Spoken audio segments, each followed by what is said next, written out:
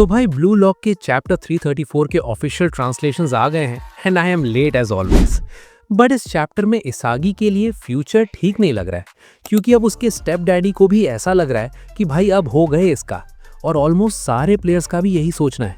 तो ऐसा भी क्या हुआ है, ये जानने के लिए एंड तक जरूर देखना। Now let's start. तो चैप्टर 334 लास्ट चैप्टर की एंडिंग से ही शुरू होता है, जहां इसागी और ह्यूगो की बातचीत चल रही थी और ह्यूगो कॉन्स्टेंटली इसागी को डीमोटिवेट कर रहा था एंड कह रहा थे कि अगर वो चेंज नहीं हुआ तो पूरी जापान टीम के एल लग जाएंगे। बट इस बार हमें जनरल पॉइंट ऑफ व्यू दिखाया जाता है, जहां बचीरा जब कॉर्नर किक लेता है तब इसागी में भी कॉन्फिडेंस आ जाता है। फिर वो ह्यूगो से बोलता है, अगर तुम्हें सच में लगता है कि तुम ब्लू लॉक को रोक सकते हो then go ahead and try. और इसी लाइन के साथ जापान के काफी सारे प्लेयर्स फ्रांस के गोल के सामने अपनी पोजीशन सेट कर लेते हैं, लेकिन ये किक उनकी तरफ ना होके ह्योरी की तरफ थी, जो बचीरा के साइड में था। और ऐसा पास देख के चार्ल्स सरप्राइज होता है कि इन्होंने गोल करने का ऐसा आसान मौका क्यों छोड़ दिया। लेकिन इतने में फ्रांस का गोली चिल्लाता है, रिलैक्स मत करो, ये कोई सिंपल क्रॉस नहीं है, ये लोग पक्का कुछ करने वाले हैं।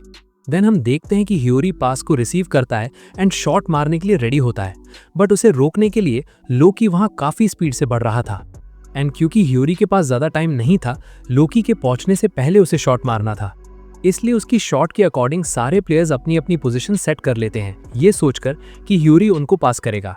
बट लोकी ह्योरी को रोकने पहुंच जाता है एंड ह्योरी उससे बॉल सेव करके अगेन बचीरा को पास कर देता है।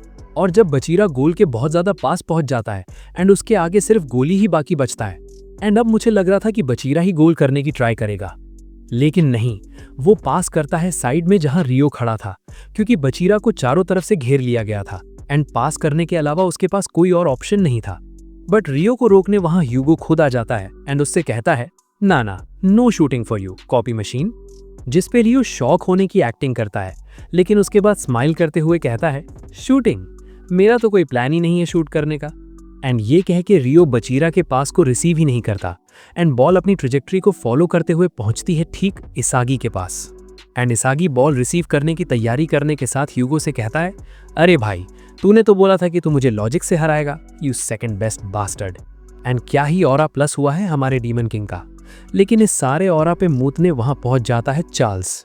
एंड क्योंकि इसागी डायरेक्ट शॉट मारने में ही अच्छा है एंड यहाँ भी वो डायरेक्ट शॉट ही मारने वाला था, तो चार्ल्स का इंटरप्शन यहाँ काफी ज्यादा प्रॉब्लमैटिक था, क्योंकि डायरेक्ट शॉट में अगर प्लेयर थोड़ा भी हिलता है तो पूरा शॉट बिगड़ जाता है।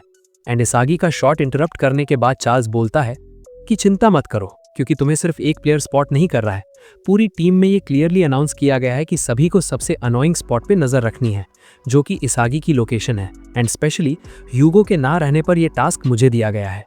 और इसी रीजन से इसागी अगेन टेंशन में आ जाता है कि अब वो क्या करे। एंड जब रिन इसागी के पास पहुंच के उससे पास करने को बोलता है, तब इसागी को ह्यूगो की बातें याद आती हैं, जिस वजह से वो और भी ज्यादा फ्रस्ट्रेट हो जाता है और इसी फ्रस्ट्रेशन और डेस्परेशन में वो शॉट मार देता है। एंड इसागी का ये मूव देख के सारे मेजर प्लेयर्स सरप्राइज रह जाते हैं कि हमेशा लॉजिकली सोचने वाला इसागी ये क्या कर रहा है। एंड इन सब का रिएक्शन सिर्फ एक ही बात कह रही है, खैर ये शॉट कोई मेजर प्लेयर नहीं रोकता, बल्कि इस शॉट को रोकता है गोली, क्योंकि इस पॉइंट ऑफ टाइम पे इसागी के शॉट को एक एवरेज प्लेयर भी प्रेडिक्ट कर पा रहा था, जो देख के इसागी शॉक हो जाता है। एंड कमेंटेटर्स पागल हो जाते हैं, क्योंकि जापान का एस स्ट्राइकर ऐसा खेल रहा था। एंड पूरे मैच की तरफ फिर से ह्यूगो इसागी को रगड़ना शुरू कर देता है। एंड इस बार ह्यूगो ये बोलता है कि बिना 2 गन वॉली के तुम सिर्फ एक एवरेज प्लेयर हो, जिसके पास सिर्फ डायरेक्ट शॉट है। एंड अगर तुम ये कंटिन्यू करते रहे तो ब्लू लॉक को हारने से कोई नहीं रोक सकता। यही टाइम है जागने का इसागी योइची, तुम अब भी बदल सकते हो। एंड काफी बैडएस वे में बोलता है, नो योर प्लेस एंड ओबे योर डेस्टिनी। जिसके बाद हमें सारे प्लेयर्स एंड ईगो का रिएक्शन दिखाया जाता है, जिसमें से प्लेयर्स तो शॉक्ड और फ्रस्ट्रेटेड हैं, लेकिन ईगो अब ये सोच रहा है कि अब वो इसागी का यूज नहीं कर सकते। एंड एंड में पता नहीं क्यों हमें कारासो दिखाया जाता है, जिसमें पता नहीं कौन से अंगार भड़क रहे थे। तो चैप्टर यही एंड होता है एंड मुझे तो लगता है कि अब पक्का प्लेयर्स एक्सचेंज होने वाले हैं। एंड ये देखना काफी इंटरेस्टिंग होगा कि ईगो किसको फील्ड में उतारेगा और कौन बेंच पे जाएगा। एंड इस चीज से रिलेटेड मैंने एक थ्योरी भी बनाई है, जिसे तुम टॉप राइट वाली वीडियो पे क्लिक करके देख सकते हो। And that's it for this video. हम मिलेंगे नेक्स्ट चैप्टर में। Thanks for watching and sayonara.